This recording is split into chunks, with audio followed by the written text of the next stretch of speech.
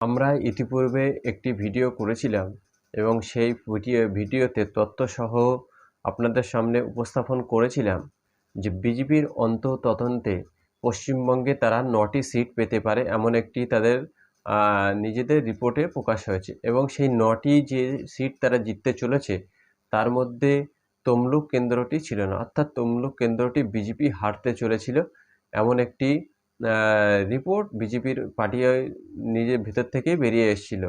সেই রিপোর্টেরই উপরে ভিত্তি করে গত পরশু নন্দীগ্রামে অর্থাৎ তমলুক লোকসভা কেন্দ্রেরই নন্দীগ্রাম বিধানসভা কেন্দ্রের মধ্যে একটি মন্দিরে প্রাক্তন বিচারপতি অর্থাৎ প্রাক্তন বিচারপতি নামক বিজেপির সদস্য তিনি পুজো দিতে গেছিলেন।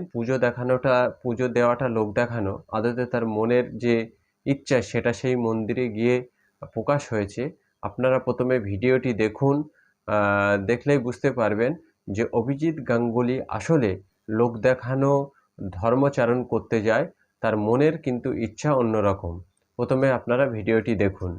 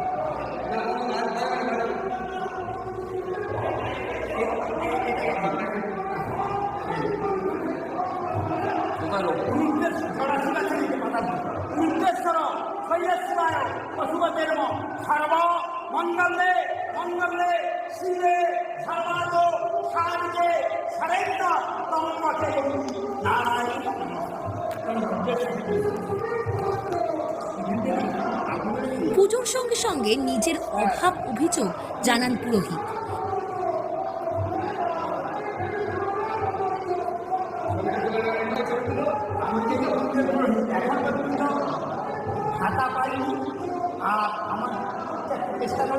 আমার ছেলে আমি দীর্ঘ কয়েক বছর আমি পাখি করে যাচ্ছি, দেখে ভোট দিচ্ছি। আর এই পঞ্চায়েতে দুপাশের পঞ্চায়েতকে আমি বড় করে তুলেছি পঞ্চায়েত। হ্যাঁ, এবার আপনাকে অশেষ ধন্যবাদ। তোমাকে আমি দিব, আপনি মুখ তুলে দেখাবেন আমার দেখতে।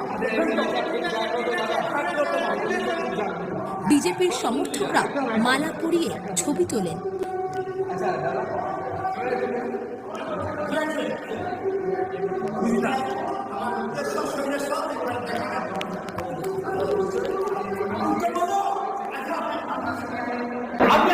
তারপর হঠাৎই চিৎকার করে অভিজিৎ বাবু গলার মালা খুলে ছুঁড়ে দেন। রীতিমতো চিৎকার করে বলেন, রাখুন তো।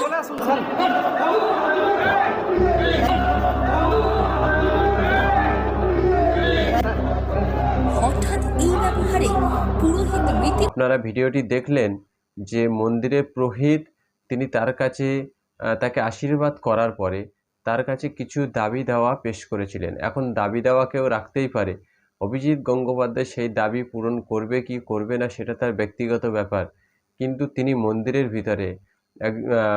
ভেতরে পুরোহিতের দেওয়া মালা ছুঁড়ে দিয়ে জোর করে চিৎকার করে বলছে, রাখুন আপনার মালা বলে সেই মালাকে মন্দিরের ভেতরে ছুঁড়ে দিয়ে বেরিয়ে এসেছে।